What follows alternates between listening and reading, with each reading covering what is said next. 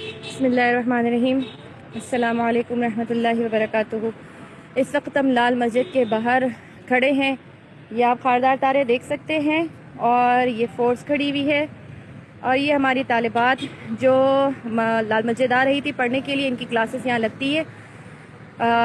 یہ ہمیشہ ان کا آنا ہوتا ہے، ایسا نہیں ہے کہ یہ پہلی دفعہ آ رہی ہیں، لیکن یہ اب آ رہی ہیں تو انہیں پابند کیا جا رہا ہے۔ لوگ اکثر پوچھتے ہیں کہ حالات کیا ہیں، اور لوگوں کو لگتا ہے کہ شاید حالات صحیح ہو گئے، صرف جمعے کے دن خرابی ہوتی ہے۔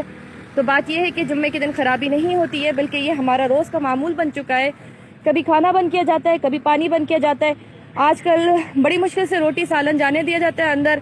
طالبات کو بھی مجبوراً آپ دیکھیں دھوپ میں بٹھایا جاتا ہے باہر، اور وہ مجبوراً پھر اپنی کلاس یہیں لگانے پر مجبور ہو جاتی ہے۔ آخر روڈوں پہ بیٹھا دیا جاتا ہے قوم کی بیٹیوں کو، اور یہاں پر آپ دیکھ سکتے ہیں کہ یہ فورسز سارے کے سارے ادھر بیٹھے۔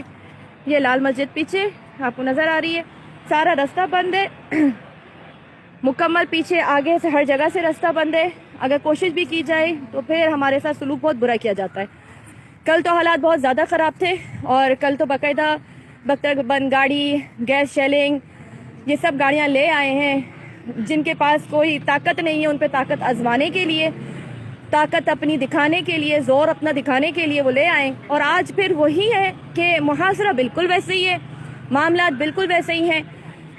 ہم جو اگر باہر چلے جائیں تو اندر نہیں آ سکتے۔ کوئی بیمار طالبہ معلمہ باہر چلی جاتی ہے، نام لکھا کے بھی جاتی ہے، تو اسے بھی اندر آنے نہیں دیا جاتا ہے۔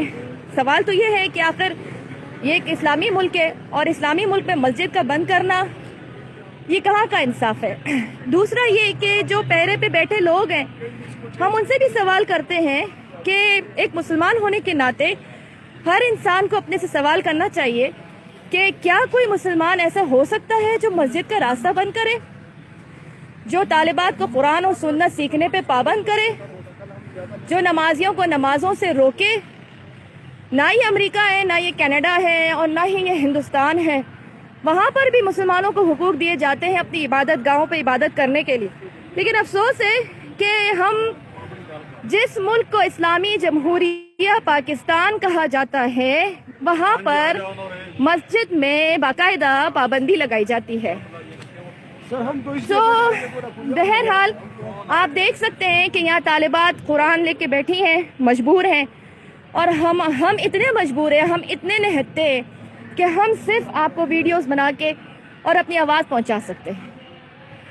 All of those who are abroad can also see what kind of oppression is being imposed on us, how the country where Muslims are being totally cut off from entering the Red Mosque. Well, I think even the human rights do not allow this.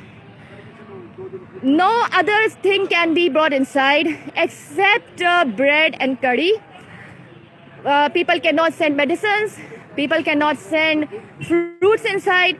Even we cannot ask for some coal so that we may keep ourselves warm at night. Nothing else can be brought inside. Even when parents come to give their children something, they are blocked off. So it is a question upon this government of Pakistan. On what right are they blocking off the rights of the citizens? Those who have been born in this country, those whose homeland is Pakistan, and yet we are being totally blocked off. تو میرے بہن بھائیوں، آپ کچھ نہیں کر سکتے تو کم از کم یہ کر سکتے ہیں کہ آپ ہماری آواز میں آواز دے سکتے ہیں۔